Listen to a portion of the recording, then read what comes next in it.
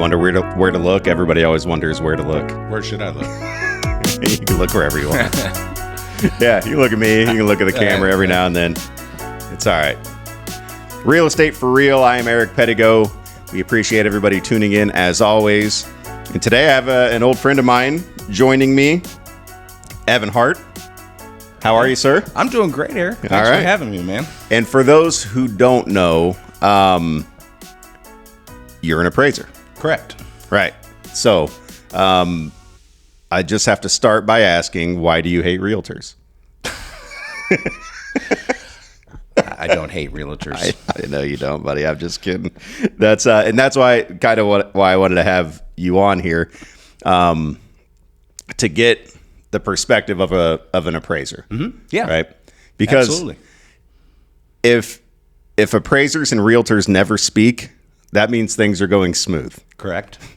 But when we have to talk, it's usually hey, wait a minute, what's going on here? And then every now and then there's some tension and stuff like that. So, but you guys have a job to do, and it is hugely important. Absolutely. And so I wanted to have you on here, and you reached out to me saying you wanted to come on here. Absolutely. Which was awesome. I was so happy to do it. So a quick background. You and I go way back. Yep. Pre-real estate anything. Correct. Like, I've known you since before I got my license. Right. Our daughters played basketball, and you got to coach them. Yes. A lot of fun. Our daughters are the same age. They're going into their senior year of high school. And crazy, isn't it? Yeah. And they've been friends since they were, 6, 7, I don't know. Yep. So a long time. A long time. And I coached them both when they were just little girls playing basketball. They're not little girls anymore. That's the worst, man. That's the worst. I don't know what we're going to do. But so you and I go way back. I go into real estate, and then and you become an appraiser. I do. And when was that? So in my prior life, I had Tobin Jewelers, and after a period of time, and decided that it was time for the next chapter in my life. So in 2019 is when we closed the jewelry store. Okay. And I was approached by a gentleman, John Williams, and said, hey, you might be interested in doing this with me. And the more my wife and I talked about it, and it kept me my own boss, my own hours, very flexible. And so I started that next journey of my life. That all sounds very familiar. Yeah, right. To a lot of people who will be listening to this. Okay. Yeah. And, one of your guests that you had on a while ago said, change. She was talking about change. And I think Diane Tinsley. Yeah, I think she was so right. I mean, I think a lot of people are scared of change. Yes. But change is part of life. Just talking about our daughters. I mean, things are going to change again, right? Yeah, I suppose so. I don't like thinking about it, man. That's our last one, It's our youngest. Right. So I know. Now what? You're going to have to figure it out. We're not having more. No, right. But yeah, no, you're right. And any career like switch, any career change is always pretty scary. Mm-hmm. And, you as a fully formed adult, now you're learning a totally new profession. Yeah. I mean, I did jewelry appraisals. Sure. But they're drastically different than a real estate, what we do. Yeah. But you're right. I mean, for me, it was probably one of the scariest times of my life. But I look back and I think I was blessed. Yeah. I really enjoy the analytical side of everything. Yeah. And so it's been a good move for me. So then the process to become an appraiser. Yeah. We talk all the time on here about taking real estate courses and the whole pre-license thing. How extensive is that, to become an appraiser? So where do you start? How long does it take? Mm-hmm. There is a barrier to entry to get into and get to the point where you're a certified residential real estate appraiser. You have to work with another appraiser. They have to be your supervisor. and you have to like an apprenticeship almost. yes, okay. Yeah, you're called a trainee. Makes sense. And they have to sign off on all of your work. There are a certain amount of hours that you have to obtain underneath them. Yeah. It's been a few years. I think it's 1,500 hours, which, people can look at and say, oh, it's not that much. But I think the max amount that you can put on any report is 10 hours. So you do the math. I mean, it's a lot. 150? I did it. Yeah. That's a lot. If you did 150 appraisals, anyway, it's going to take you some time. That's a lot. Plus, on top of it, you have to do the qualifying education. And so, I'm trying to remember, I think it was 200 hours of qualifying education. So it takes time. For me, it took me about 2.5, 3 years. Now, my parents had some health problems during that time, so part of it was my fault, but it takes time. The gentleman that I work with, he's got another trainee, with the market the way that it is, it's going to take him some time just to get the hours to even want to take the national test, because there is, at the end of all of it, there's a national test that you have to take and pass. All right. And so a lot of similarities there. Yes. It sounds like. So, right. You do residential. Correct. We do a little bit of commercial. Okay. We can do 2 to 4 units. But, when you get into Walmarts and stuff like that, no, we can't. So. Yeah. Yeah. No, that makes sense. You mentioned the market now. Mm-hmm. And this has been, the last 5 years have been so tricky to navigate. Mm-hmm. Price wise. Mm-hmm. I mean, with us, we go in and we're what's my house worth? Mm-hmm. And we're trying our best here, but what people are spending on houses in this market and the way that it's been going the last 5 years is so unprecedented. And so for us, it presents a challenge of, all right, where do we price this at? Or where do we at least advise you to price this at? And we're competing with, my neighbor down the street got this much, and it's, but we're looking at things and saying, yeah, no, but probably not. And then, we hope we get it right. And then we hope that once we get a contract in place, that it appraises. Mm-hmm.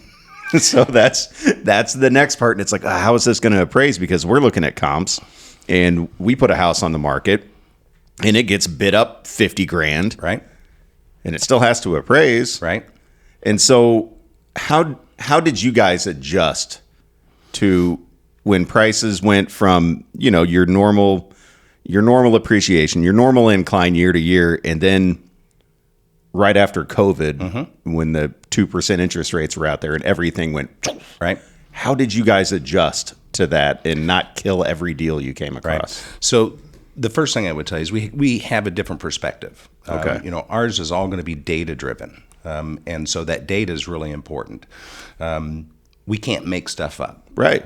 So, it's tough because there were times when there was no way you were going to, and that's not my job. My job is to give a market value for my client so they then can make a lending decision based on it. That makes sense.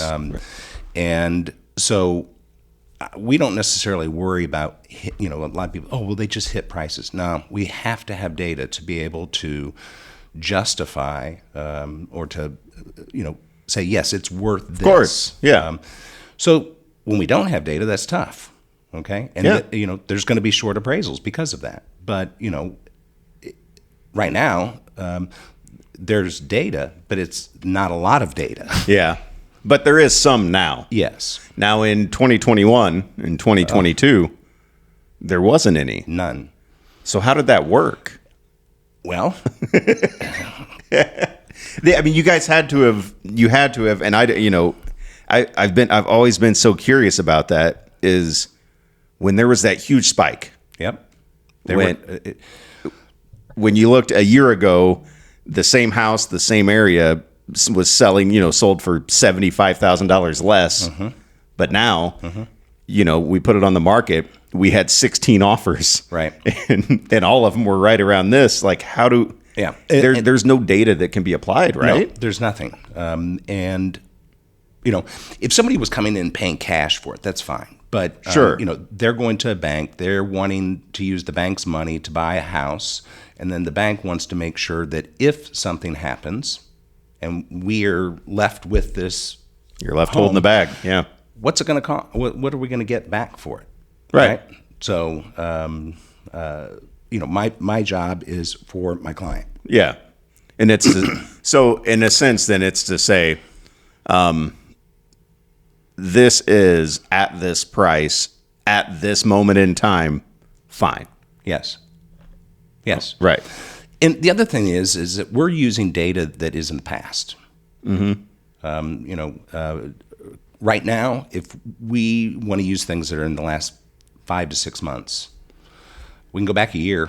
Right. But, but we're using things that are in the past. So that makes it tough. Yeah. Yeah.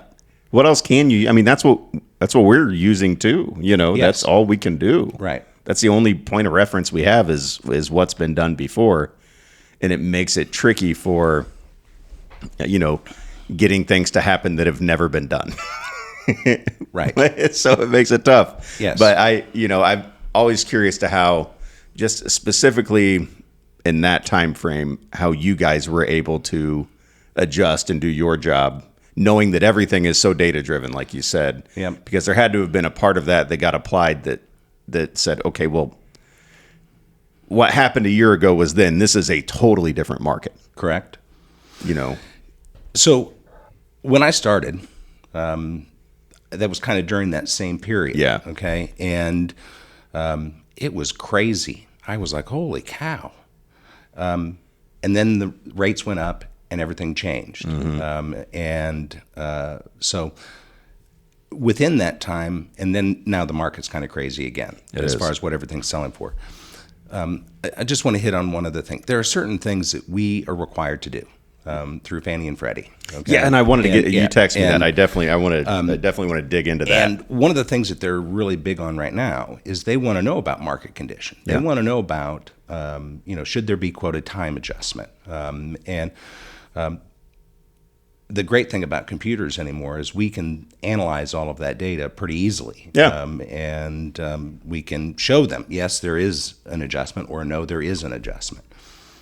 Yeah, that makes sense. So, okay. Have things changed recently with Fannie and Freddie? Have they implemented? Yeah. And it's going to change even more. I mean, the next probably 6 to 8 months for the appraisal world is going to be turned on its head, because the forms that we have been using are going bye-bye. Really? And there is going to be a new form, it's going to be, everything I've read says it's going to be much more dynamic. And so, meaning, I don't really know. I mean, I've read a lot about it. I don't know that they're supposed to release it to certain vendors in September. Okay. For us to start using and getting, because it's going to take time to figure everything out. But it's going to be, from everything I've read, it's going to be a self-building form. So you're going to start off with one, and then according to boxes that we're going to check, it will build itself. Okay. All right. So what? It's some artificial intelligence assistance? I'm sure. That's the other thing is, they've been pushing back on quality ratings and condition ratings. Okay. And they have all the data. And they use AI. Yeah. And they can come up with their own, saying, oh, well, you didn't do this right. Oh. So you have an AI teacher grading your work? Yes. And you don't know it. You don't know what because they're looking at you. They're rating you. Mm-hmm. The only time you're going to know about it is when you get the letter in the mail that you don't want to get. And what's that letter say? I don't know. I haven't gotten one. Thank God. Yeah. Yeah. Good for you.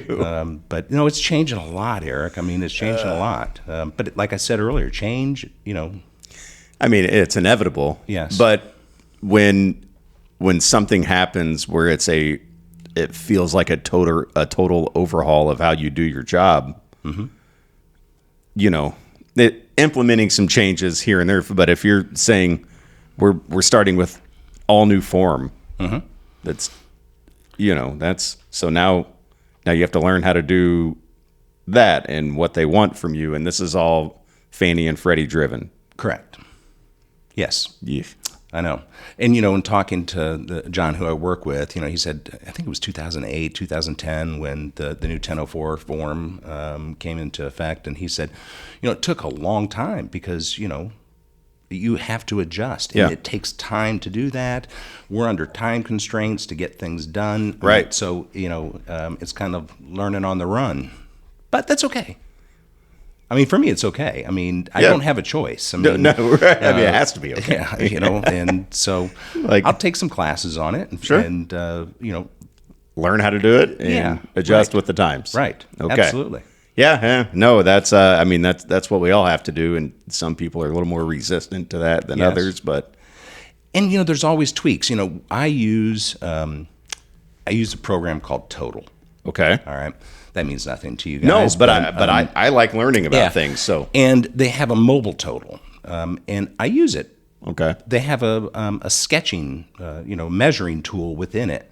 I think it needs tweaking because when I have gone to verify, so I used to use it a lot, and I would measure the house with my iPad. To get square footage and stuff? Yeah. Okay, room dimensions. And then I would either go back and measure it with my tape measure or my disto, and it wasn't as accurate as we need to be. Sure. Because that's another thing. We're held to what they call ANSI standards on measurements. And so I stopped using it. I still use the mobile application, that I can put in, carpet and rooms. You input the data into it. Yeah. Sure. And I just do the sketch while I'm on, out in the field. So I'll measure it. I just put in the measurement. I can draw it, manually. Sure. Okay. So it's pretty cool. All right. So let's keeping an eye out the window here too to make sure we don't have to hit the basement. There's some nasty weather in the area. It's dark. Yeah.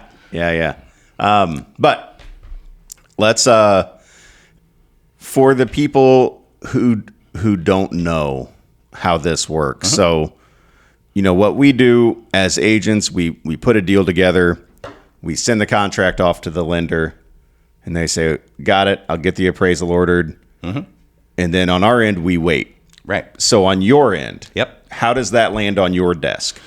A number of different ways. I mean, there's different platforms. Okay. Mercury is one of them, and not all banks are on Mercury.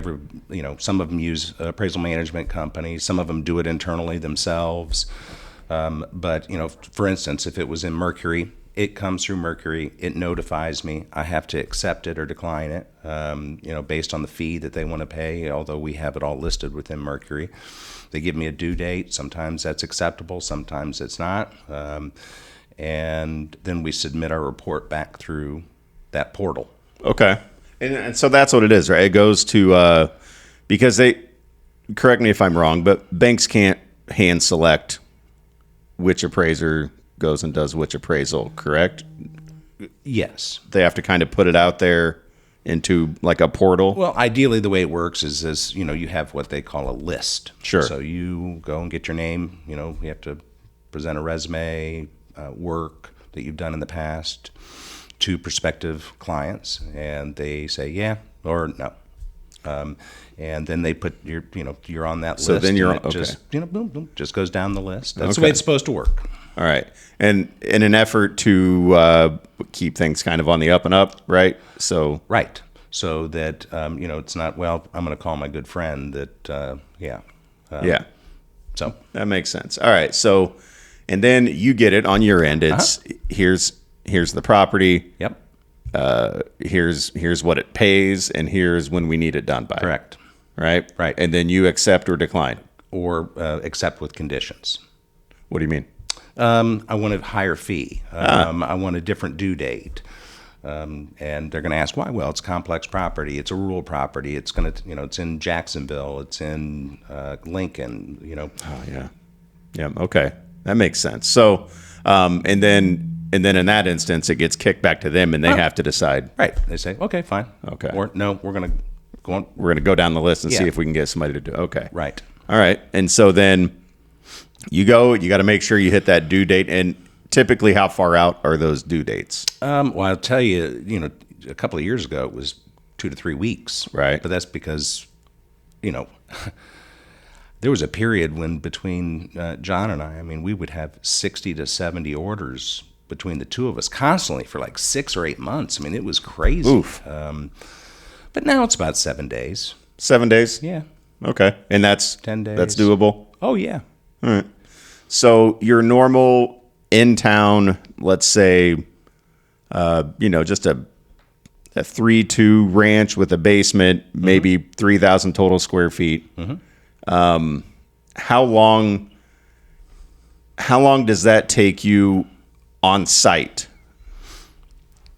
to get done? Right when you go out, visit the home, do your part. How long are you there for? It really will depend. I mean, it's going to depend. I mean, if you're doing a house, half an hour, okay, 45 minutes. But if it's a bigger home with lots of, it's going to take some more time. Yeah. That's why I was trying to give you the parameters, just your normal basic, and then back at the office. That's where the meat and potatoes comes in. I mean, again, where we can relate. Yeah. Right. Everybody thinks we're just showing houses. Right. Where we're earning our money is back at the office. Right. The meat and potatoes. So same for you. Absolutely. So then once you get back to the office, what's that process? So I'm going to go through. I'm going to, even before I accept the order, typically I'm going to look at maybe county records. I'm going to look at the MLS listing sheet. I'm going to see if there's anything that is a red flag. But once I'm done with all of that, I'm going to do all of the page 1, which is talking about the subject property, parcel number, legal description, neighborhood, all the fun stuff that, and then I'm going to look for comparable sales. And then through that, you're going to just have to analyze the different sales, make our adjustments, and then come up with the final opinion of value. And then there's a lot of narrative that has to be written within it as well. Yes, explaining exactly why you did what you did. Right. Yeah. I've looked through them, and they're very in depth, which I always appreciate. And that, I mean, I can look back at some of the older appraisals that the gentleman I work with he has, and it's changed. Oh, sure. And they want. They want to have all the narrative because it justifies what you did. Now, that's a good thing for us, though, too, because computers can't read narrative. Right. Yeah, that makes sense, and that you're justifying it to your client, to the buyer if need be, to the seller if it's low. Yeah.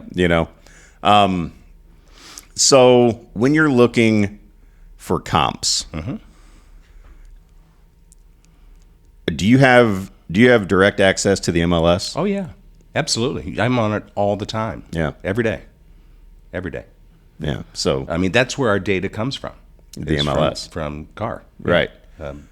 And so do you have to, on occasion, I mean, do you ever use houses that never hit the MLS? Do you ever use for sale by owner houses? Depends. It has to be an arm's length transaction. Okay. And there's lots of, kind of wiggle room within that description. Yeah. But, it has to be exposed to the market. It has to be willing buyer, willing seller, not under due pressure to sell it. But so yes, we will, but typically it's going to be things that are going to be on CAR because of the data. Sure. And a lot of things. Oh, it was on Facebook. Well, how do you know what that data that you're using? You don't. You don't. Yeah. And even if it's on Zillow. They combine everything. Yeah. As far as square footage and different things. And so, unless you want to just kind of go through all of it and try to figure it out, CAR, if it's on CAR, And that's one of the things that I think is really important is that, we're using your guys' data. Sure. And so just needs to be accurate and as accurate as it can be so that we can then use and feel comfortable. How often do you find yourself calling agents, to get a little more info on their prior sales? Maybe you found a comp that you want to use, but you just want a little more, some more details about it. Maybe there aren't good interior pics, or they say new roof. Right. And that's it. Right. And it's, well, how new is it? Right. It was 9 years. Right. Yeah. So, the answer is yes, we call. I don't think that it's every day that I'm calling a realtor, but if there's a question, I know that yesterday, the guy called about a bathroom count. Because it said 3, the sketch only had 2. And so just called, verified, and we're done. We also explain it within the report, though, that many times a roof is described as, a new feature, but it could be 10 years old. Right. And in roof years, that's on the newer end, but still, a 10-year-old roof versus a brand new one. Sure. A lot of people think of new. They think, just put on yesterday. Right. Not always the case in real estate marketing remarks. Right. And so something we've talked about on here a lot are those marketing remarks. Yes. And how much we still need to use those. Yes.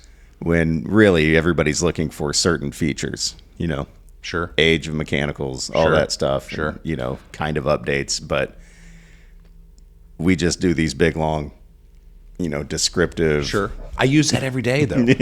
I use it every day. So we have to keep doing our marketing remarks for the appraisers. I like it when it's in there. Yeah, makes sense. Because it'll tell me more about the house than, the stuff that's up above it. Room count in the basement. Yeah. What does that have? Rec room, have kitchen, fireplace. It's important. Yeah, that makes sense. So I've noticed, is it just a coincidence that sometimes the appraisal will come back, my buyer's buying a house, let's say for $305,000. Mm-hmm. The appraisal will come back $306. Mm-hmm. So is that a coincidence? I can't answer that for everybody, but I would tell you, the one thing that I believe is, are you really that good? Truthfully, that you have not that you're to hit the number, right? But why are you going to put $1,000 more on it when you have a contract for $305? That just. So yeah, or it'll come back right on the number. Too is the other thing. I tell you the thing. I think that I don't think it's going to happen, but they say you don't want to have bias within appraisal, right? Well, when you give somebody a contract, there's built-in bias. I don't care who you are. There has to be, right? And so I've often thought, why do we need the contract? You want somebody to do a really good job appraising? Yes. And that's why I love refis, because, they don't give me It's anything. A true appraisal. There's you're just coming in. Like, if I haven't listed my house, if I'm not in real estate, I'm just a person, I haven't listed my house, I want a true appraisal for my house. Mm-hmm. And I call you to come give me an appraisal. Right. So you've got no contract to look at. Nothing. There's nothing. No. The likelihood of that number being the same exact number, it just... So I would tell you from my perspective, it's going to be the same. Okay. Because that's the way that I was trained. That's the way you do it. And the way that the guy that I work with, that's the way that we've all, the number's a number. That's the way it should be. It's not, if it's going to short, it's going to short. Yeah. If it's going to be... But 20 over. My point is why, $1,000 difference on a $300,000 house. You're talking about less than 1%. It happens so often. Mm-hmm. And so then on the other side of that, if let's say, it's a $305,000, just like we said, and you do the appraisal and your numbers give us back 303. Okay. Because sometimes things short appraised by just a couple thousand. And so I can tell you that there's reasons why that happens. Okay. Because you're going to need to look at your adjusted comparable sales. Sure. Okay, within the report. If you don't have anything over a certain dollar amount, you can't put a higher dollar amount than any of your adjusted comparable sales. Sure. I mean, so to your point, I mean, if your adjusted comparable sales, your top is 303, you can't put 309 on it. That's what the number is. What it is. Yes. Right. So when agents come to you, then, so I know it's probably the same feeling for you as it is for us when we have to submit a repair addendum that's like 2 pages long with 18 items, and we're just like, oh, they're going to be not happy about this. Right. It's probably the same feeling for you when you have to submit a short appraisal. Well, sure, but you have to remember, we're doing a job for our client. Sure. And it's not to, and don't take this the wrong way, it's not to make the realtor happy. It's not to, of course. It's giving my client, an opinion of value, again, like I said earlier, so that they're going to go out and make a lending decision based on it. Right.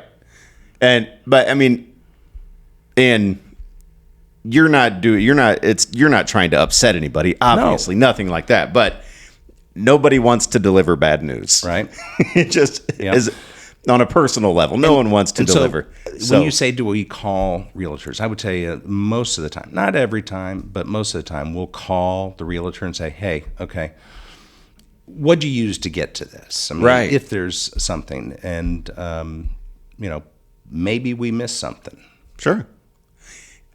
I always appreciate those phone calls. Yeah. Because not everybody does it. Mm-hmm. Sometimes the report just comes in. Yep. But I've had, on multiple occasions, an appraiser call me and say, hey, I'm working on this. I'm the listing agent. Mm-hmm. Show me what you looked at. Right. Show me where you got this number. Mm-hmm. And I do my best to, and I have ones that take it into consideration and maybe use a comp that I sent that they didn't have on there originally, or, mm-hmm. something, and work with us. And sometimes it works out and sometimes it doesn't. But at least opening those lines of communication, I can tell you on our side, mm-hmm. is so greatly appreciated. Right. Before just submitting mm-hmm. and saying it's low, sorry. Right. Because we've worked it out before where it's like, oh, okay, yeah, all right, no, I can see this, and then we've at least made it easier to kind of move forward. But it's a. I would go back to the it's data driven though. I mean, sure. And there's other parameters that we have to stay within. I mean, we're not going to go 10 miles away. No. And so how does that work then in a rural property? Rural is different because you have a little bit more. Sometimes you have to go. Absolutely. You might have to go 20 miles. Right. Mm-hmm. And so that's right. That's the answer. Do you ever have to go like further back than 12 months, or can you just not? No, you can. Okay. You have to explain it. Yeah, I mean, right. And say why you did that. Because, if there's a 10-acre house in the middle of nowhere, right, that sells, and there's, its nearest neighbor is a mile and a half away, and they've been there for 50 years, and it's right, and it's your job to go give us an appraised value of that property. It's hard enough for us on the front end to go try to find a price for it. We're almost, and we're the professionals, I know, but I've mentioned sometimes we're flying blind when it comes to pricing these houses, mm-hmm. because just like you've mentioned, the data, like we all we can look at is past sales, mm-hmm. and what's on the market right now, and kind of how the market is reacting, and we could say, okay, I would list it here, and then sometimes we just have to see what the market tells us. Mm-hmm. The market will tell you. The market will tell us, mm-hmm. but then you have to come in after the fact, right, and justify that amount, working with the same lack of information that we had. Right. So the answer is sometimes you have to expand your parameters, and you have to go back even further in time. Yeah, but with rural properties, again, you're going to have a little bit more flexibility. Once you mark it rural on the report, I mean, you're going to have more. I mean, if you said it was residential, they're going to be like, well, why'd you go 12 miles away? Right. I mean, yeah, of course. you know, Yeah, with in-town residential stuff, there's no lack of comps. no. Yeah, so it's pretty cut and right dry. now. Yeah. But yeah, Some of them people like, some of them people don't, but that's the data that we have. And so then with those, when you do have to go back further in time or you do have to go further away, you make some kind of value adjustments there to compensate for that. So it's interesting you asked that because I got a revision request last night that I worked on because I'm doing a property that is a kind of unique thing. It's a manufactured home. It's on acreage, you know, and within Springfield in the last year, there's been 4 manufactured sales that are taxed as real estate. I'm sorry. Right, right. And so I had to go 13 miles away just to get one of the comparables because, you know, that's located on acreage, and they didn't like it. And they wanted me to explain why I didn't make an adjustment. Well, one of the reasons why I didn't make an adjustment is because there's no data. Oh, sure. I mean, for me, I'm not going to look at 3 sales and say that that's enough data to make an adjustment. Of course not. How many sales do you need to have? What's the minimum? Minimum of 3, but I will tell you in the last couple of years, it's probably 4 or 5, Sure. 6. Because the more, I mean, some people say, oh, well, you're putting more in to try to do something. Yeah, to try to give consistency of, you know, where this value Sure. is. Sure. Yeah, the more the better, right? Mm-hmm. I know when somebody asks me... Unless there's one that you look at in this report and it's just an oddball. And you're like, well, why do you put this one in here? Well, you got to kick those out. Right. Like, you got to kick out foreclosures, right? Don't use them. Yeah. Yeah. And so it's similar when somebody asks me to do a CMA for them. Right. You know, similar thing. I need, before I can feel anywhere close to confident about that number, I need 5 or 6. Right. And then I don't like going more than a quarter mile away. Yep. And I'm kicking out those weird, you know, you see one that's 60,000. What happened here? Well, there's always outliers. Yeah. So, but there's sometimes too, you know,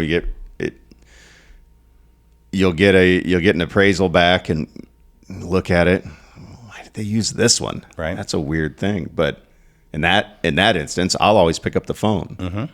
Could have been they didn't have anything else to use. Exactly.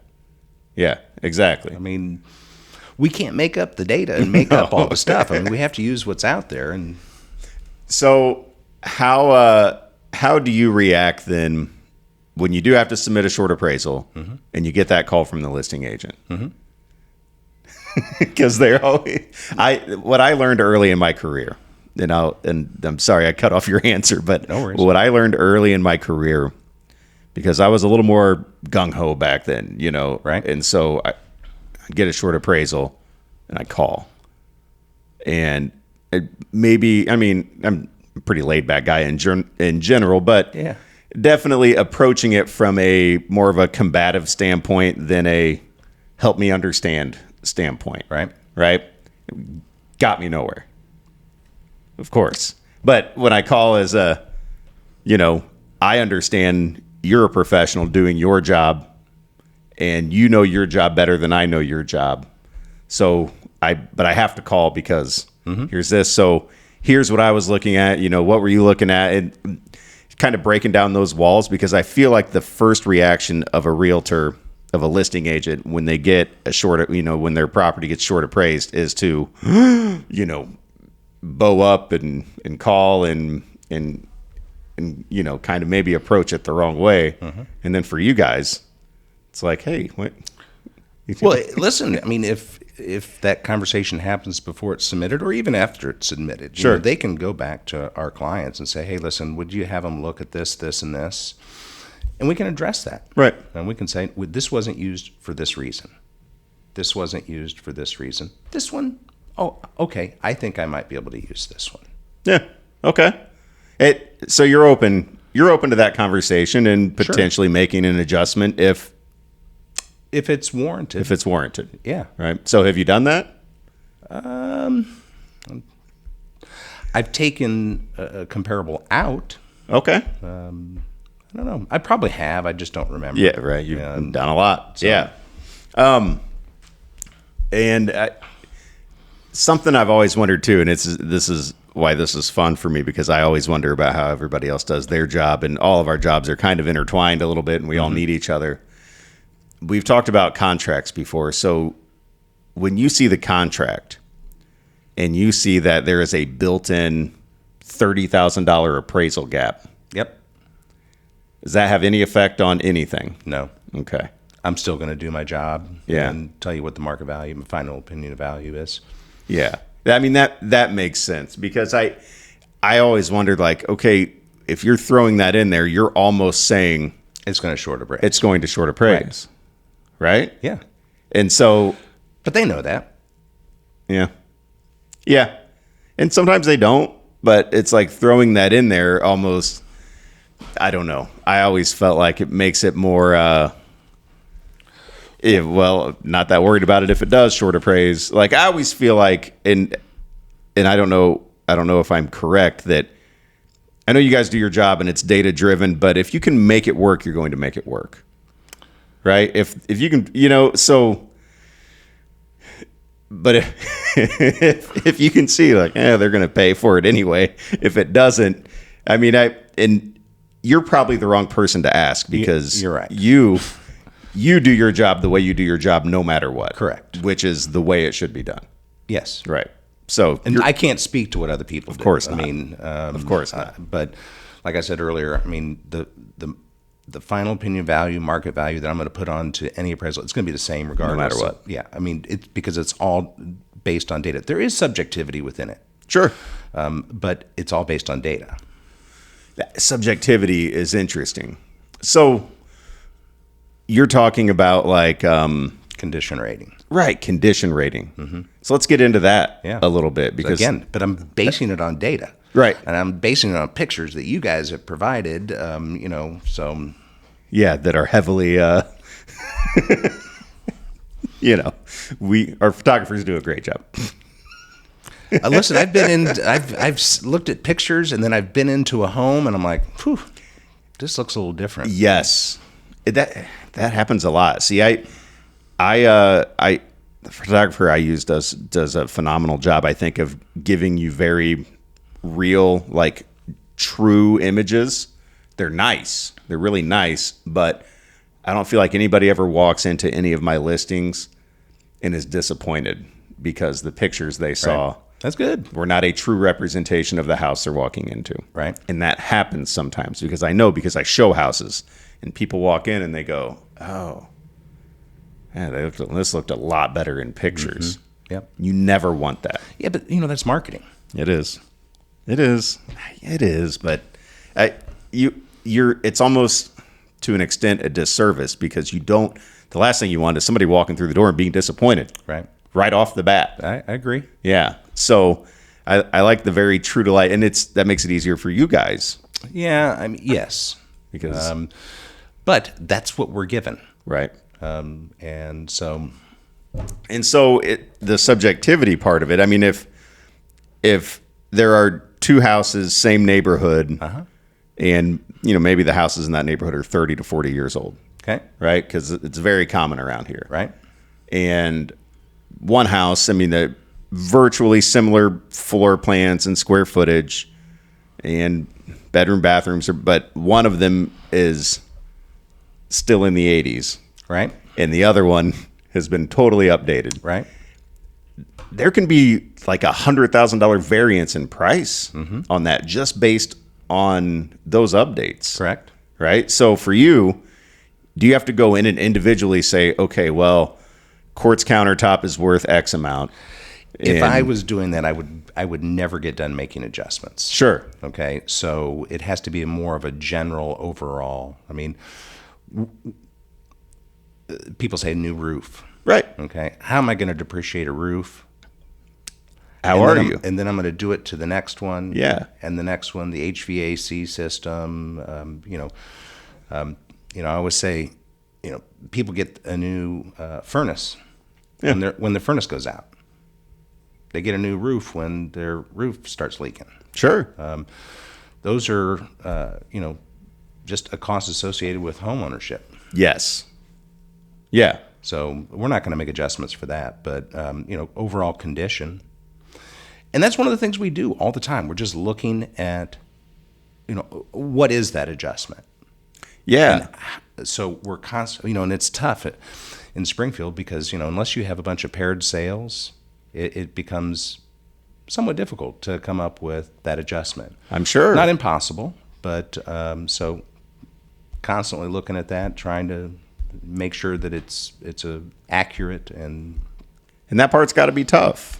Yeah, because right? A little bit. Because you don't have a lot of paired sales. You don't have two houses that are identical.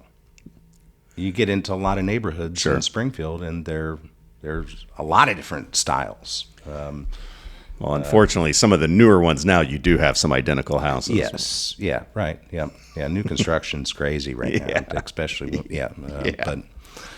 so I don't know if that answered that question. Well, it's enough. I think enough. It did. It's just is it helpful for you? Because sometimes like I've heard, if I've got an owner that has recently dumped $50,000 into renovations, helpful for you to have that list of what they've done, sure, and what it costs. Sure, cost is not value, though. Sure. So, am I stepping on your cord there? Just I'm stepping on the cord. Yeah. Okay. Yeah. Cost is not value. I see. But the list of we've done all of these things. Sure. Yeah.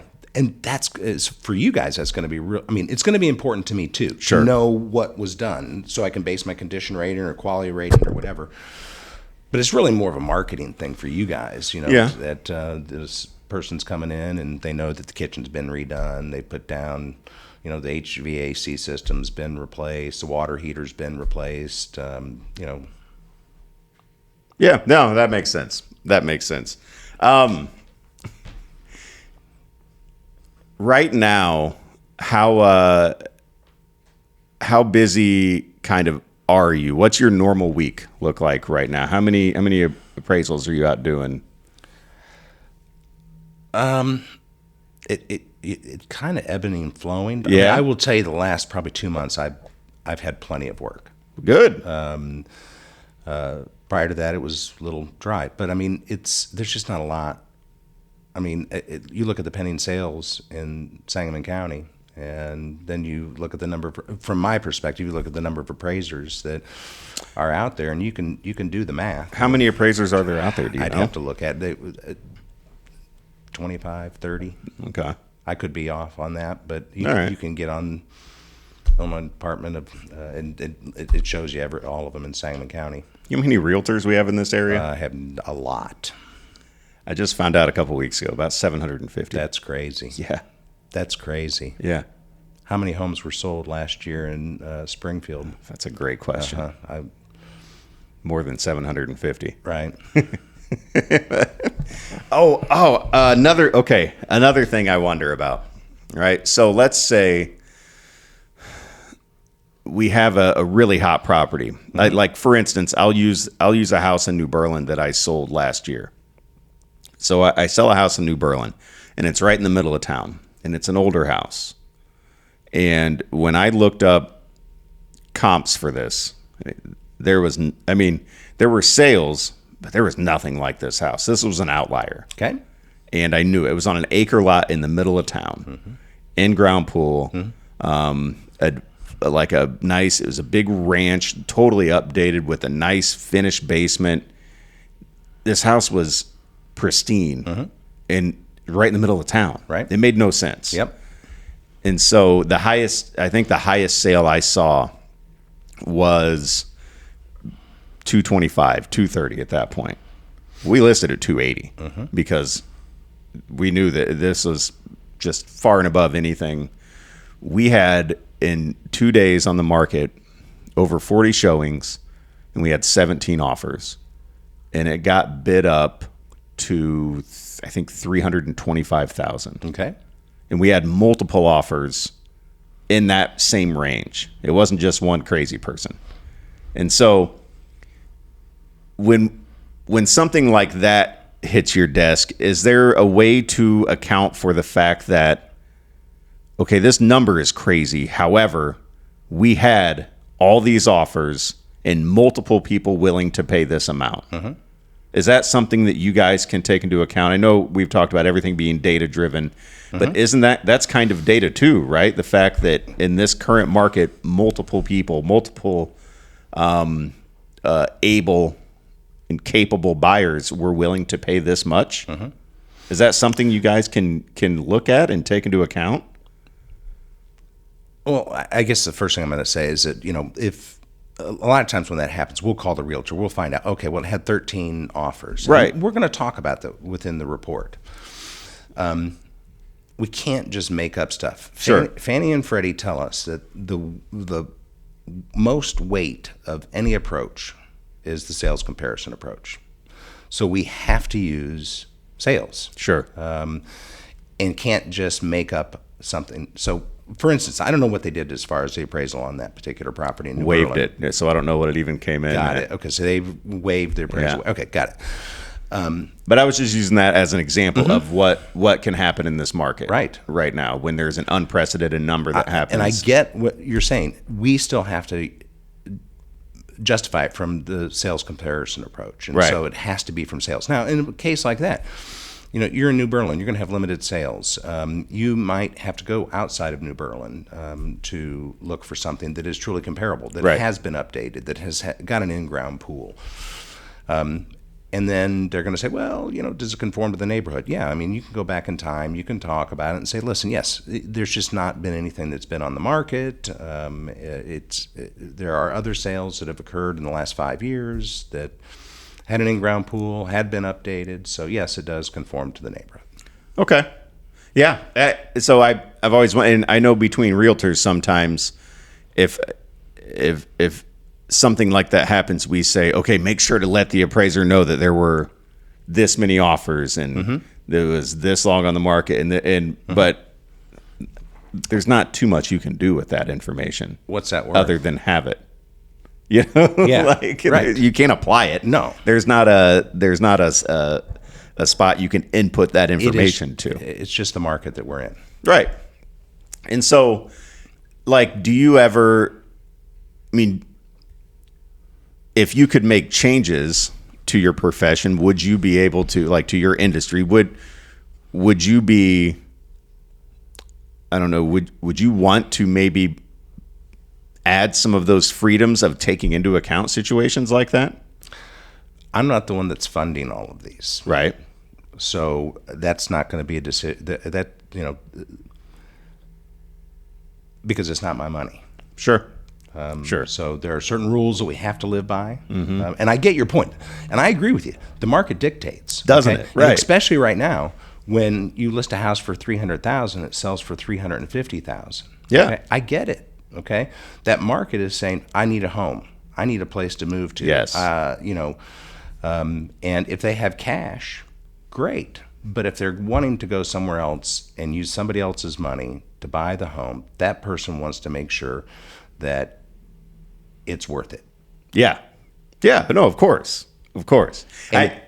So if you listed it for $300,000, it sold for $350,000. Why didn't you list it for $350,000? Because I'm looking at the same data you are. Right. But then the market tells us data's wrong. That's why I say we live in the past. Yeah. Okay. Right. Because once that potential sale gets put in, okay, well then great. Right. Right. Yeah. That's what I have to use. Then that's the data moving forward. Right. Yeah. And I think one of the first things, and this is something, it's always been so hard to wrap my mind around, but I mean, we have to live in the past and use the numbers that we have. But one of the first things I learned getting into this business is the market value of a home is what somebody's willing to pay for it. Right. No, that's exactly right. Yeah. But the point you're making is the somebody who's paying for it is the bank. And the secondary market typically. Right. Okay. Or other type of, because, and those people want to know that it's worth it. Sure.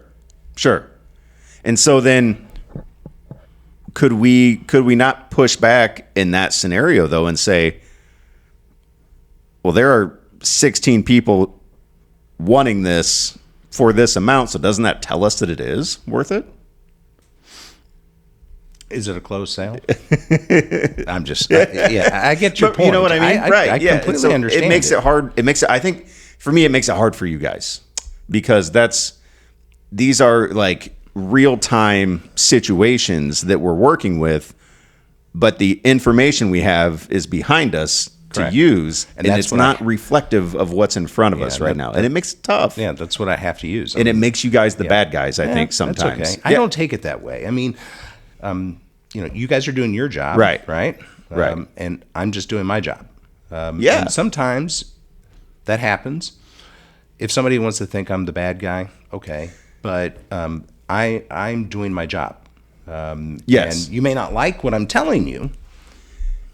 I don't think you're the bad guy. This is why I wanted to have you on here, right? To explain this, because I was trying to give the perspective of here's on our end how it seems like this goes. Like, well, why aren't they using this information?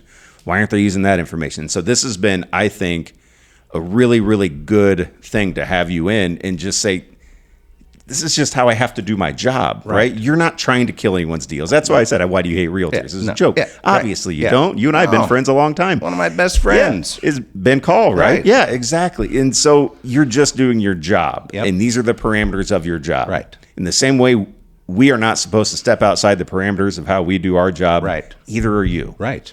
And I'm not going to because I'm not going to lose my license because of it. Exactly. But at no point in your life are you ever out to kill a real estate deal. No. Of course not. No. I shouldn't have to say that out loud, but I feel like I do. Yeah. Because there are a lot of people out there who don't understand what goes into what you do. And so I'm glad you've been able to come on here and kind of say that part of it so that the realtors who listen can take it easy on the appraisers. They're doing their job to the best of their ability and within the parameters that they have. And a lot of you are willing to have the conversations with us to at least explain where you came up with what you came up with. Sure. Yes. Right. And that's all we need, communication, and that's fine. And then we can go and talk to our clients and say, hey, this is why this is what it is. Because the clients usually get mad at us. we're the closest point of contact for everything. Anything goes wrong, it falls back on the realtors. So then we project that onto everybody else. But I think this has been really, really good and hopefully useful for a lot of people, so they don't think that you guys are out here just trying to shortchange. I guess I would close with just no, we're not. I mean, but it's not. It's not either way. We're doing our job. Yeah. Within the parameters that we have to do our job within. And I go back to Fannie and Freddie again. There are certain criteria that we have to stay within. Sure. And, just because somebody says, "Oh, well, it had 16 offers," it doesn't matter. I still have to stay within my parameters of being a real estate appraiser. Yeah. And doing my job for my client. Yeah. Yeah. Exactly. And we can all relate to that. We should be able to. So, so that's great info. And then it's kind of like, I'll compare it to things like this. Like my family and I, we love going on cruises. I think you know that, right? Yep. Yeah. We love going on cruises. And anytime we talk to people, they say, "Oh, people fall overboard. I saw in the news one blew an engine and got stranded at sea." And it's okay. You're focusing on like the one time it didn't work out well. Right. And so I think in real estate, it's kind of the same way. We hundreds upon hundreds of property transactions change hands all the time, and it goes smoothly. Appraisal comes back fine. Everything was fine. But it's that one that came back short that now it's like, well, why are these appraisers out here trying to... It's like, no. You're not. You're focusing on the one bad one. You're focusing on the one interaction you had with that person because, Evan, you've appraised some of my listings and they've come back fine. Yep. I didn't call you afterwards to say, why did that come back fine? Nope. But you could have. But and I should from now on. But your phone only rings from a realtor typically Bad stuff. On the bad stuff. Yeah. Right? Mm-hmm. And not, but there are, for every, I don't know how many that you do that actually do come back low, but I'm sure the ratio is like 1 out of every. I don't even look at it that way. Of course not. I mean, like I said earlier, I mean, my job is to come up with a right. market, what the final opinion of value is. Right. And so whether it's short, whether it's over, that's my job. Oh, man. So when they come back over, because the seller always wants to know, and it's not their appraisal. Right. So they always know how much did that appraise for? Yeah, I can't tell you. Can't tell you. You're not an intended user, man. Yeah, come on. Can't tell you. Right. Because you're not going to come back and say, oh, wait a minute. Right. I'm going to need that extra $20,000. Right. Yep. It doesn't work like that. But but the same thing, with the overages, some things selling under. I mean, the market's going to tell you what it's worth. I mean, but am I not supposed to use the one that sold for over as a comparable? No, you have to. And the one that sold under? Yeah, you have to. Which one? I mean, you can't have your cake and eat it too. No, it's that data. You got to use it. And so what I'm going to be curious to see now, and I'm sure it's already happened, is all of the cash deals that have happened in the last few years that have made these prices go, crazy high because there was no appraisal check to keep things kind of where they needed to be. There are a lot of these that wouldn't have appraised. Oh, you look at the MLS and a lot. Financing, cash. I don't know where everybody got all this cash from. Must be a lot of cash out there. It came out of the woodwork. But now, though, it's got a direct impact on how, now you can use these. Yeah, but like I said earlier, cash. I mean, you're paying cash for something. You don't need me. No. But then that cash person sells it, I understand. Yeah. He paid $75,000 more than he should have. Yeah. And he's going to go sell it, and the market's going to tell him it's worth X. Or his neighbor is going to sell now. Right. And his house is a comp. Right.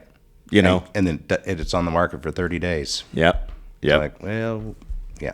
So, yeah, it's